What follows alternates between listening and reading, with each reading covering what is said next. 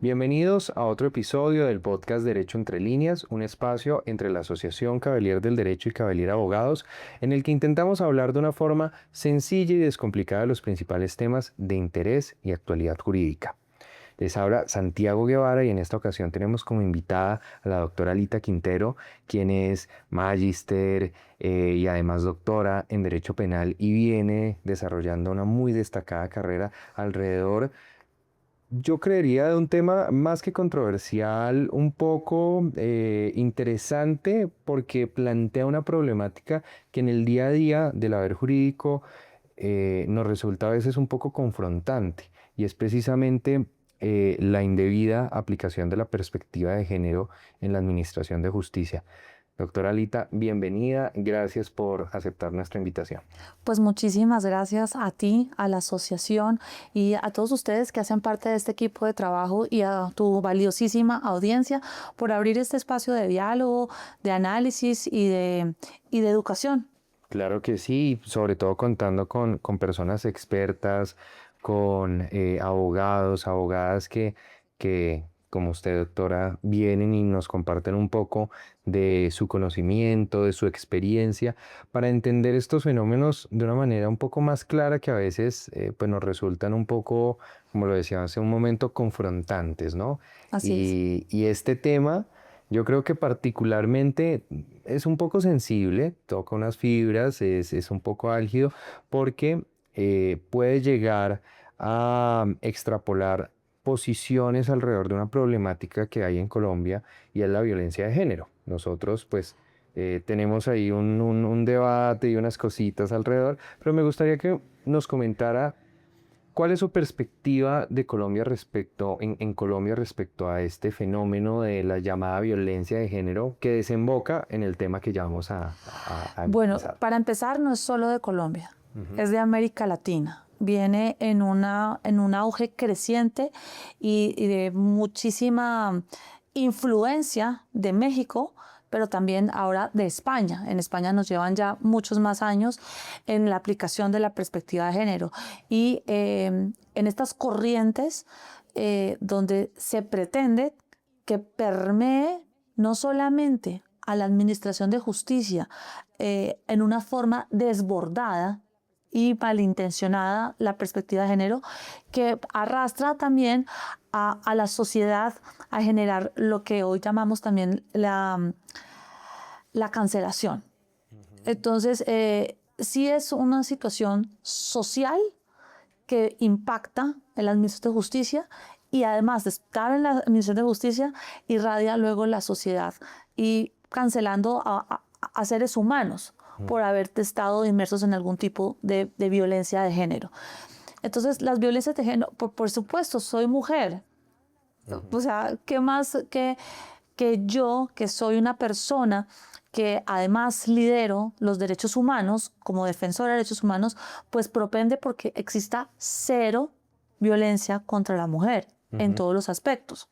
Cero violencia verbal, cero discriminación, cero violencias sexuales contra la mujer. Ujú. Lógicamente, eso es algo que está en mi esencia misma, en mi naturaleza, en mi ADN.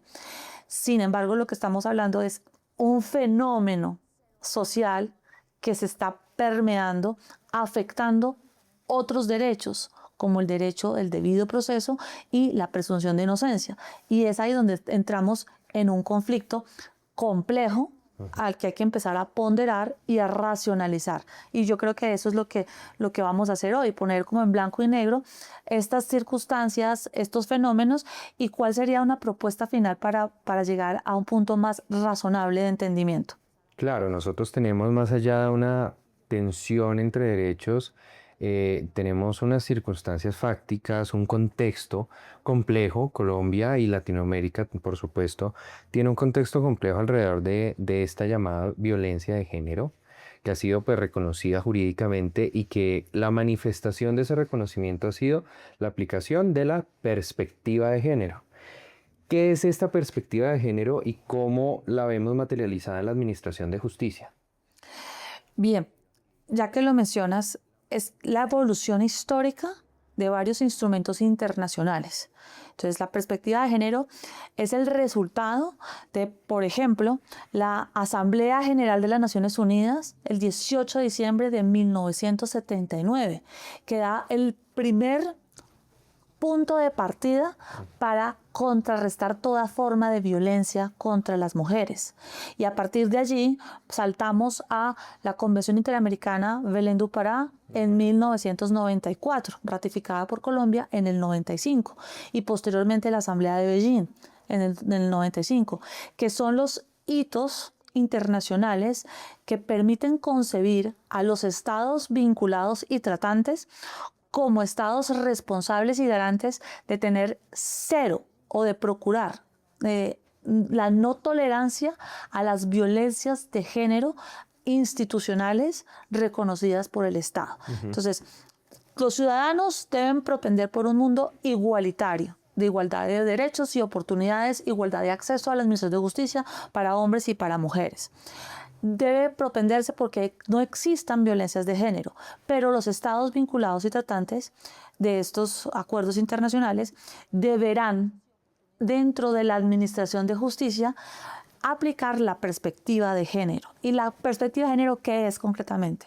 Es una herramienta o un instrumento de análisis jurídico que le permite al operador judicial, no solamente a jueces, lo refiero a todos porque también estarían comisarios de familia, los inspectores de trabajo, a todos quienes hagan parte de la administración de la justicia. Su deber está en analizar el caso teniendo en cuenta si existe un factor diferencial por el género. Entonces, si quienes están acá presentando un litigio, hay una diferencia de género, hay una mujer. Por ser mujer, existe un factor que la diferencie o que la ponga en menor condición, en desventaja, en que sea menos favorable para ella por su condición de mujer estar en el litigio, los hechos que la llevaron a ese litigio. Entonces el operador debe analizar y permitir que esos elementos fácticos puedan ser considerados para equiparar la carga y que ese factor diferencial se mantenga en un punto más cercano a la equidad y al equilibrio. Eso es la perspectiva de género. Conocer entornos, circunstancias y ese factor diferencial, cómo incidió en los hechos puestos de conocimiento de la justicia. Esa es la perspectiva de género, así sencillo. Entonces, todo lo que sea adicional ya son otras arandelas indebidas, sesgadas, pero dejémoslo en que es una herramienta de análisis jurídico para poder interpretar condiciones fácticas que equiparen esa desventaja que pueda tener una mujer cuando está enfrentada en un escenario judicial. Perfecto, doctora. Yo creo que nos queda clarísimo por ese lado y es entender cómo surge esta herramienta con base en una situación fáctica, una realidad social, y es que en ocasiones las mujeres, por el hecho de ser mujeres, pues tienen una desventaja o una posición diferente dentro de un proceso de administración de justicia. Eso es un poquito el resumen. ¿Qué es lo que pasa ahí? Y ahí empezamos a hilar más fino, y es cuando esto, más que una herramienta, puede llegar a convertirse en un arma partiendo del abuso del derecho, cuando teniendo pues en cuenta factores que hasta cierta medida pueden ser un poco subjetivos, podemos llegar a establecer que sin lugar a dudas estamos frente a una persona que está en una posición de desventaja o de vulnerabilidad por el hecho de su género, y no se convierta esto en un desequilibrio que vaya en detrimento de la otra parte. Bueno, ¿cuándo? La pregunta es ¿cuándo? Entonces, esto está relacionado con el tiempo y nuestro margen temporal en Colombia empieza a obedecer a partir de hace 7 años para acá, robusteciéndose en los últimos 5 años. Y te explico por qué. Porque, la Convención Belén du Pará es de 1994, exactamente del 9 de junio. O sea, hace 2 días atrás cumplimos 32 años de esta convención. La convención arranca y se empieza a implementar en Colombia en el 95. Y para estos primeros años de implementación, pues este era un tema novedoso, casi que oculto, que no se conocía y que no se permeó rápidamente en la admisión de justicia. Entonces se fue demorando en coger auge y tomar vigencia y que fuera algo ya cotidiano. Cuando finalmente se logra y entonces empezamos a ver que, por ejemplo, los procesos en materia penal en nuestro país pueden demorar hasta que llegue a casación a la Corte, más o menos 6, 7 o hasta 8 años. Entonces, en los últimos 7 años es donde estamos viendo una avalancha de decisiones de la Corte Suprema de Justicia vinculantes y referentes a la perspectiva de género, pero son de hechos que ocurrieron hace 8 años o 10 años atrás. Entonces, cuando arrancan estas sentencias de la Corte Suprema a manifestarse sobre la perspectiva de género, la aplicación debida a esa perspectiva de género, surge el auge de verlo como una oportunidad de obtener una ventaja procesal.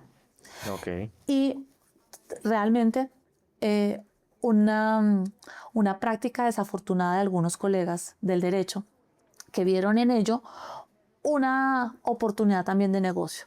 Y entonces en los últimos 7 años se ha convertido en una instrumentalización, en una ventaja procesal, en donde te puedo contar cientos de casos que, por ejemplo, una pareja decide separarse, pero la mujer está asesorada que para que tengan mejores beneficios en el trámite del divorcio, en los resultados de la liquidación de la sociedad conyugal, en el régimen de visitas, de custodia de los hijos e incluso el de los alimentos, Aplicando la perspectiva de género. aplicando esa perspectiva de género de arrancada. O sea, en lugar de decir, oye, divorciémonos, o sea, antes de eso, denuncia por violencia intrafamiliar.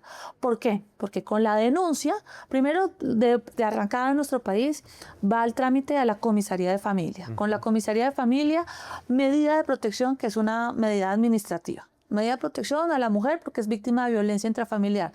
Ya con medida de protección en mano, denuncia en la fiscalía, soy víctima.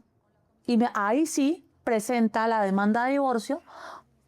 Como víctima, tengo mi medida de protección, lo tengo denunciado en la fiscalía, ya está investigado por violencia intrafamiliar, delito oficioso no querellable, causal de violencia intrafamiliar. Causal que presta mérito para que en el proceso de divorcio el cónyuge resulte condenado como cónyuge culpable y al ser cónyuge culpable, concomitantemente condenado en alimentos congruos, que a veces son vitalicios. O sea, de por vida condena de alimentos congruos. Dime si eso no es una ventaja procesal. Claro, y eso haciendo por supuesto la aclaración de que independiente de que esto suceda no quiere decir que no existan hechos auténticos donde se presente esta situación, porque, y lo delicado de este tema es un poquito que plantear ese debate en muchas ocasiones se asume como deslegitimar la creación de esta herramienta procesal o bueno, de esta herramienta respecto a la administración de justicia, porque tiene unas razones de ser que son claras, que las determinamos al inicio. El tema es cómo se aplica y cómo los profesionales del derecho, cómo nuestros colegas pues llegan a golpear puertas, a ver oportunidades de abuso del derecho y de aplicación del derecho en indebida forma. Bueno, fíjate que ya es un punto súper importante. Entremos como en la esencia, y es que la esencia ¿cuál es?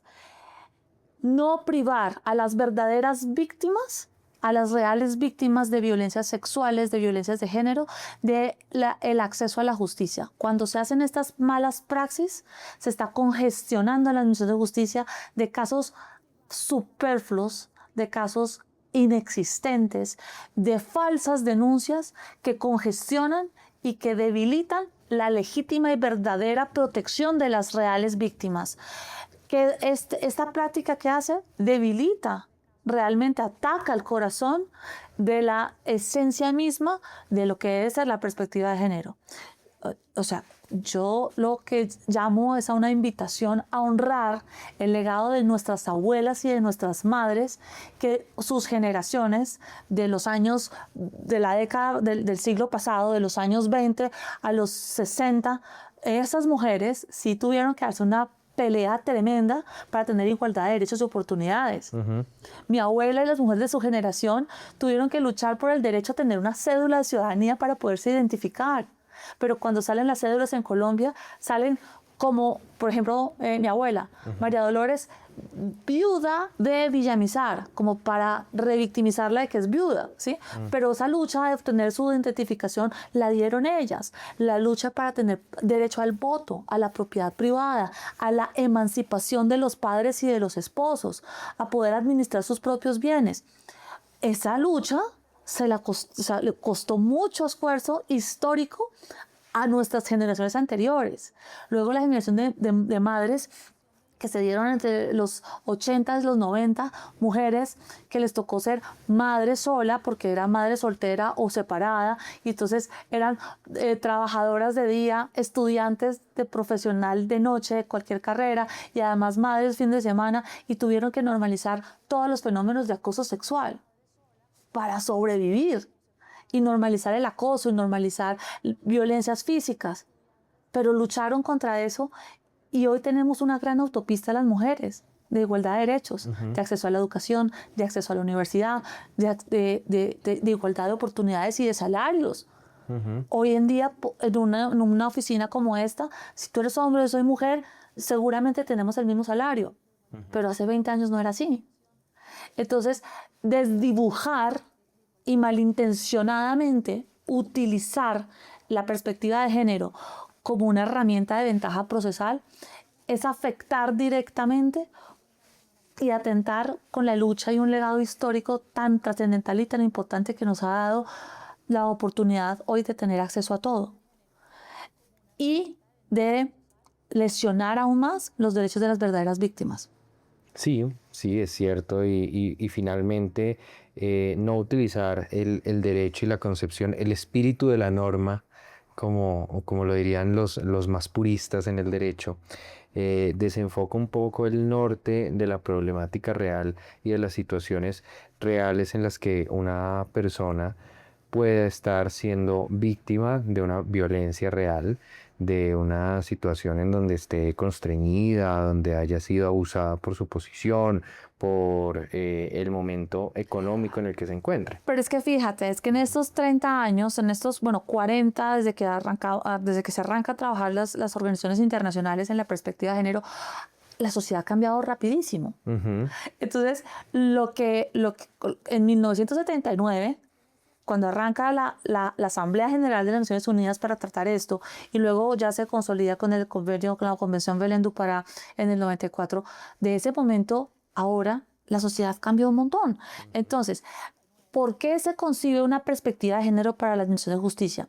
Para que el juez pueda identificar en una presunta víctima las razones que hizo que callara durante años este tipo de violencia, y es por un sometimiento económico. Entonces, la mujer generalmente siempre tenía miedo a irse, a dejar al marido o a denunciarlo porque era mantenida de su esposo. Entonces había una violencia económica, la violencia económica del marido, que le decía: no me gusta que invite a sus tías y a su mamá a almorzar en la casa porque es que el almuerzo, porque el mercado lo pago yo. Casa, sí. Esta es mi casa y el mercado lo pongo yo. Y cuando viene su mamá y sus tías a almorzar acá, se están comiendo mi pollo. Eso es violencia económica, lógicamente, ¿sí? En un contexto donde el juez tenía que mirar si ella, por ser mujer, tenía trabajo, independencia, dinero y podía cubrir Esa esos medios. capacidad. Entonces, ahí es donde el juez tenía que hacer esa ponderación. Es decir, no, acá ella estaba en una fragilidad, en una vulnerabilidad, donde tengo que reconocer ese factor diferencial. Pero hoy en día, las mujeres ganamos más que los hombres.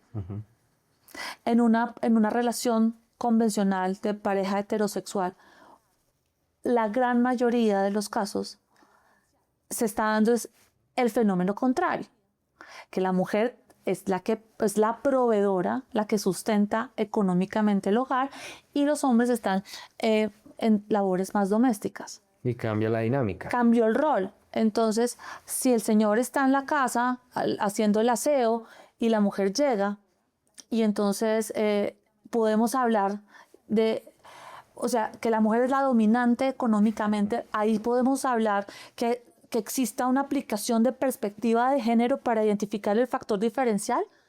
No es posible.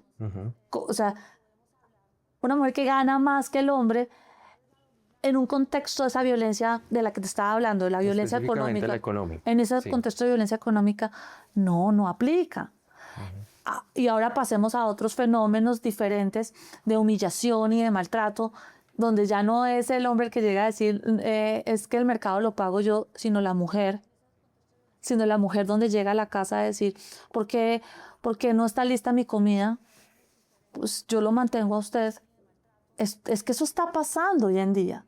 Entonces, del momento en el que emergen estas normatividades con ese tipo de interpretaciones y con esos contextos socioculturales a lo que está ocurriendo realmente en la actualidad, el fenómeno social, cultural y las dinámicas familiares se han modificado. Y entonces, algunos casos reales se esfuman o se pierden en un universo. Hoy, por ejemplo, te puedo dar un dato de lo que ha sido los últimos años. Para el 2023 tenemos 40.000 denuncias de violencia intrafamiliar. 2023. Y se fueron incrementando, y para el 2024 estamos en más de 100.000. Subieron bastante. En Colombia, ¿sí? El año pasado estuvimos en 124.000 denuncias de violencia intrafamiliar. Ahora pues vamos casi en la mitad del año y vamos para una proyección superior al año pasado. Y ese análisis y esos datos, más allá del tema de la herramienta, ¿podemos decir que está aumentando la violencia intrafamiliar en Colombia? ¿Cuál cree usted, doctora, que es la causa que está inmersa alrededor de ese incremento, o las personas tienen más confianza para denunciar? Bueno, se debe a varias razones. En efecto, somos un país violento. Sí, por si queda alguna duda. En efecto, Sí. somos un país violento, una cultura violenta, una cultura caribeña, latina, explosiva y de exacerbación de las emociones. Entonces, cuando tenemos tantos conflictos sociales, políticos, tanta polarización, tantas dificultades, pues sí es más fácil que brote la violencia en los escenarios íntimos y privados. Entonces, sí existe una violencia real, sí existe unos comportamientos machistas arraigados en nuestra cultura, de celos, de control, de dominio, que conllevan a una violencia real intrafamiliar. Pero también está existiendo la observancia de estas dinámicas actuales, que yo lo llamo el uso indebido de la perspectiva de género y el uso abusivo del derecho. Entonces, emergen nuevos comportamientos que yo los llamo las villanas contemporáneas del sistema penal. Y estas villanas contemporáneas son mujeres que están utilizando el sistema, instrumentalizando la justicia, abusando de la perspectiva de género para tener venganza, retaliación y mecanismos extorsivos en contra de los hombres. Okay. Porque aquí viene el punto novedoso. Se ha convertido en una forma de emprendimiento o de negocio, porque también hay falsas denuncias, ya no solo de violencias intrafamiliares, sino de otra forma de violencias sexuales, donde se denuncia existiendo o no un acto sexual o no, o existiendo ese acto sexual consentido, se presenta una falsa denuncia para obtener una reparación, una compensación económica y no continuar con el proceso. Y cuando nosotros estamos frente a estas situaciones donde una de las partes busca la aplicación de una perspectiva de género para su proceso, ¿se puede modificar la valoración probatoria o este criterio lo que busca es aplicarse principalmente en lo relacionado al análisis de la situación? ¿Me lo preguntas desde lo teórico o en lo práctico actualmente? En lo práctico, ¿qué es lo que ha podido observar? ¿Cómo llega el juez? Estamos en esta situación, se busca aplicar la perspectiva de género, se pone en contexto al juez de esta situación que se está En la presentando. práctica hoy en día, lo triste y lo preocupante para mí como jurista, porque yo estoy acá, a veces me dicen, ay, es que tú eres feminista. No, es que tú eres antifeminista. No, yo no estoy ni feminista ni antifeminista, yo soy jurista. A mí me fascina el estudio metodológico dogmático del derecho y de la jurisprudencia y de su análisis en la práctica. Y en la práctica lo que hoy ocurre, muy tristemente para mí reconocerlo, es que cuando un hombre entra judicializado a nuestro sistema, desde el momento cero en que entró, se perdió su presunción de inocencia. Prácticamente se revirtió el principio y se presume la culpabilidad del sujeto. O sea, un hombre por ser hombre que está vinculado en un tema de violencia de género, sexual, violencia intrafamiliar, cualquiera, acto sexual abusivo, acoso sexual, cualquiera de eso, ya se le presume la culpabilidad. Y eso es demasiado grave, demasiado complejo, porque estamos transgrediendo garantías fundamentales y constitucionales que, si bien la herramienta de la perspectiva de género es una garantía para analizar el contexto y lo que tú dices probatorio, muchos casos de hombres teniendo pruebas aportadas por la defensa, el juez las omite, las ignora, porque la víctima o la presunta víctima es mujer, nos dijo acá, vino, lloró, yo le creí, le creemos a la versión de la mujer. Y se vuelve un juicio emocional más que un juicio que parta del debido proceso, la presunción de inocencia, la imparcialidad del juez.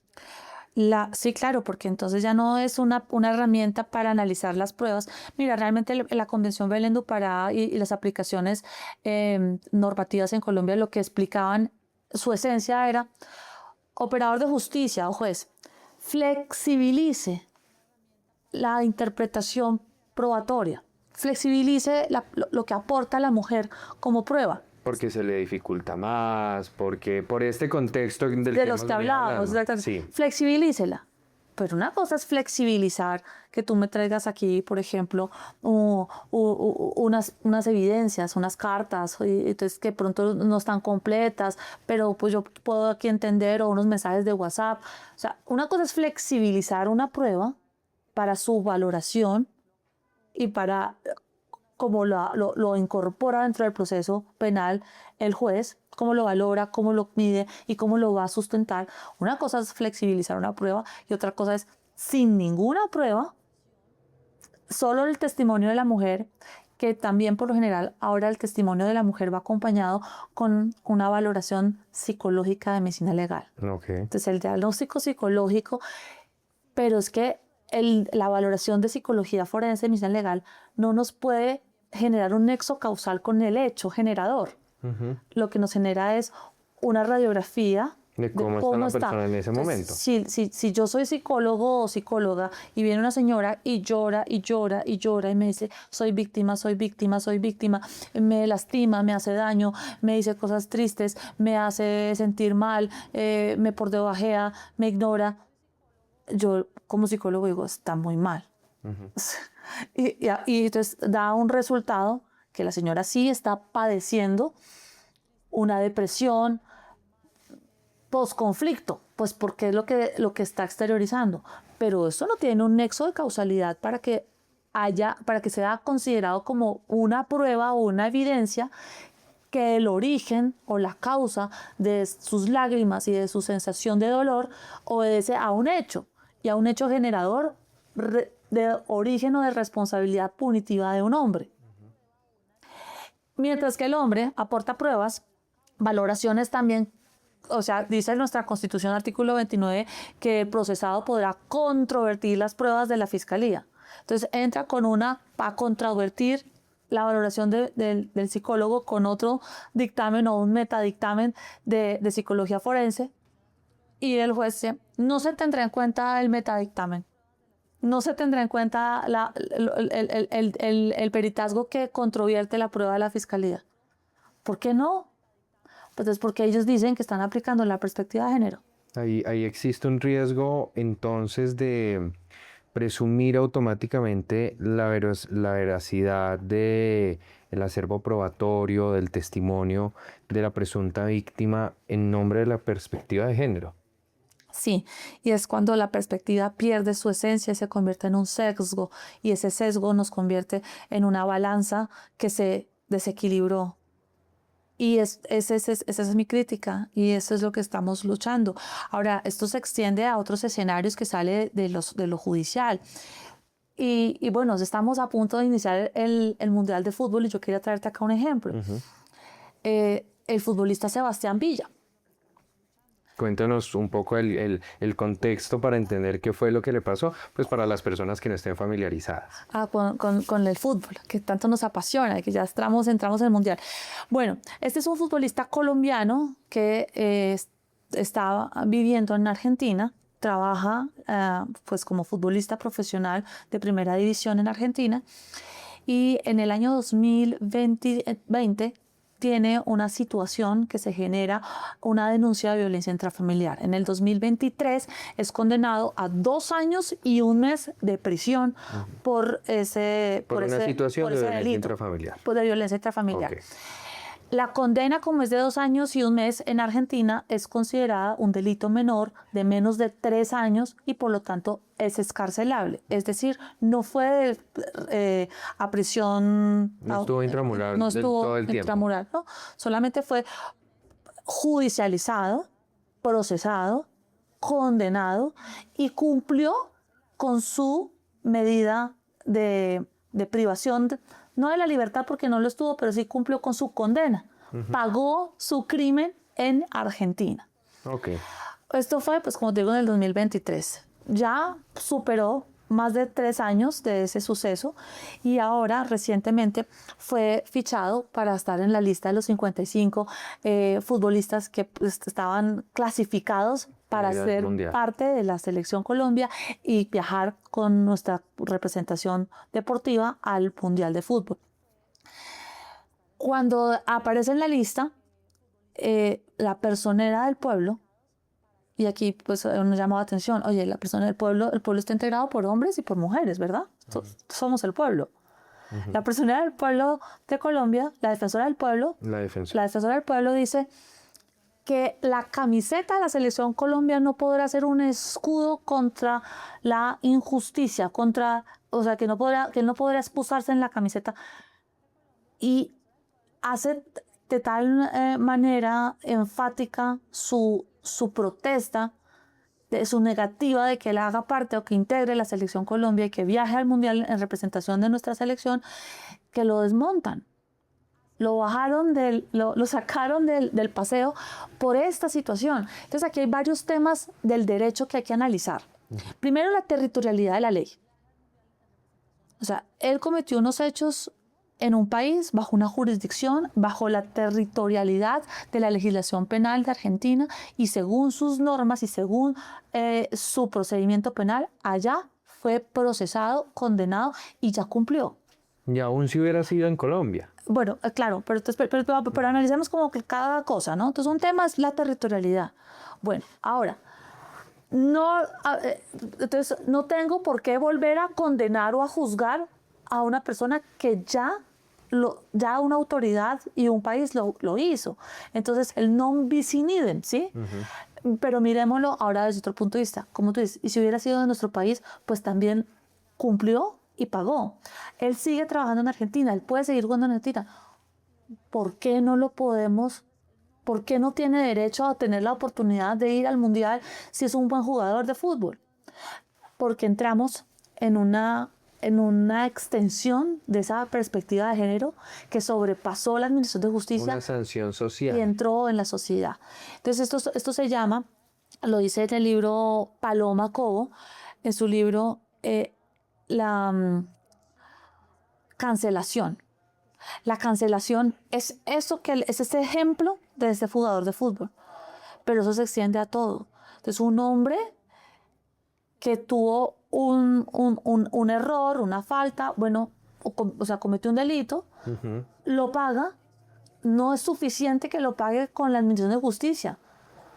Estamos pidiendo que sea que pena perpetua social. Acribillado, linchado, después de haber cumplido la pena que establece la ley. Entonces, básicamente lo que pasó con este jugador a mí me da mucha, se encienden todas las alarmas de la vulneración a las garantías fundamentales.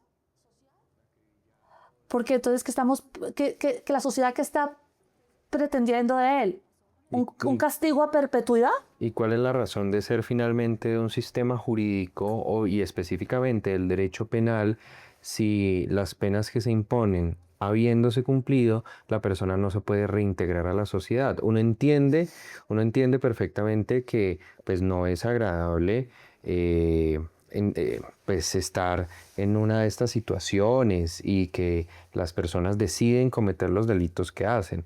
La persona que abusó de su pareja, que golpeó a su pareja, decidió hacerlo. Y eso es un hecho. Pero pues hay que partir de la base de que los sistemas jurídicos son los que regulan las relaciones sociales de las sociedades, valga la redundancia, y permiten que nosotros podamos convivir y que la persona que cometió un delito pueda, si bien ya sea reparar el daño o pagar el daño, y en ese sentido no podemos volver a la ley del talión a esperar una venganza en contra de esa persona e impartirle el sufrimiento que esa persona le causó a otros, por ejemplo. No, pero es que eso es muy complejo y es muy absurdo. O sea, hoy resulta esto analizado en un contexto sociocultural de mucha agresividad y de la cancelación del ser humano, de la cancelación de toda su existencia. Te pongo otro caso de otro jugador de fútbol. El brasilero, él se llama Dani Alves, Dani... No, a mí de futbolistas no, yo ni idea. Él entró a una discoteca, estaba disfrutando con sus amigos de un escenario nocturno y en la discoteca de ese lugar conoce una chica y van al baño y tienen relaciones sexuales consentidas. Ok. Al salir, él sigue en su fiesta y la señorita estaba esperando como que él la tomara de la mano, se la llevara en su avión privado, se fueran para Río de Janeiro y de una vez pasaran el fin de semana en el penthouse de él. O sea, estos son hombres millonarios, ¿no? Y eso no ocurrió. O sea, hubo un coqueteo, un acercamiento, van al baño consentidamente, tienen relaciones sexuales y ya. Entonces, enfurece de tal manera porque su expectativa del cortejo y de la seducción que pensaba que se iba a extender y a prolongar en una relación que no pasó, entonces ella lo denunció por violación. Entonces dijo, él en el baño de la discoteca me violó. Él es capturado, él es privado de su libertad, 1 año y medio, y sometido a todo el escarnio público. En este caso, recientemente salió su fallo absolviéndolo del delito de un acto sexual abusivo, no, en este caso una violación en el baño de la discoteca. Lo absuelven, pero ¿ya para qué? Si ya su vida quedó arruinada por completo, porque reputacionalmente más no pudo salir el escándalo a resonar en todo su entorno. Perdió su libertad, perdió su trabajo, perdió dinero porque le tocó pues invertir una cantidad, una fortuna en su defensa. Y ahora, y además el momento como de la vida profesional, porque es que o sea, el Claro, igual el entrenamiento y daño la física, reputacional no se repara independiente a la decisión que se toma, que también ha sido varias de las críticas alrededor de la cultura de la cancelación y es, listo, la persona sale absuelta, pero los contratos que perdió esa persona, las relaciones que cortaron, y hay muchos casos muy, muy conocidos, sobre todo por ejemplo, unos famosos que hubo en Hollywood, porque ahora las productoras son muy tajantes con eso y alrededor pues de esa cultura que se ha creado es persona denunciada, persona que sale de mis producciones, persona con la que yo finalizo los contratos, persona con la que yo corto todas las relaciones porque eso va a dañar también mi imagen comercial de productora o de Pero es que lo que para ir sea. muy Sí. lejos, mira lo que acaba de pasar en el canal Caracol. Con Con los Jorge, presentadores, Jorge Alfredo Alfredo Vargas Vargas y y el Ricardo Urrego. presentador de Entonces, sí. entonces, no hay denuncia penal por el acoso sexual que presuntamente ocurrió en Caracol. Hay una queja interior o al interior de la compañía, pero sin debido proceso lo despidieron, lo cancelaron, como tú dices. Ujú. Entonces, los dos salen de la escena, Jorge Alfredo creo que se se retira retira y Ricardo lo despide. a él le finalizan el Entonces, contrato. le finalizan el contrato, lo despiden Sí. sin el debido proceso, porque al interior del Caracol no se presentó los descargos, los testigos, y esos descargos también tienen una ritualidad. Y es que usted tiene como empleado derecho a venir acá con dos compañeros de la nómina o de dos compañeros de trabajo para que sean testigos, traer sus pruebas y aportar los testimonios que tenga o controvertir las que se tengan y hacer un debido proceso para obtener ese despido. Aquí no hubo nada de eso. Y bueno, finalmente, ¿cuál es el análisis? Pueden ser víctimas reales, en efecto. El hecho, yo no estoy controvirtiendo que haya podido pasar, sí, pero que pase, debe darse un debido proceso y un trámite para obtener los resultados posteriores de la cancelación. No con la mera acusación. No con la mera acusación. Y finalmente, ¿qué pasa? Pues que estamos sumergidos y cada vez más en un mundo donde el hombre es un villano, es un agresor, es potencialmente peligroso de cualquier cosa.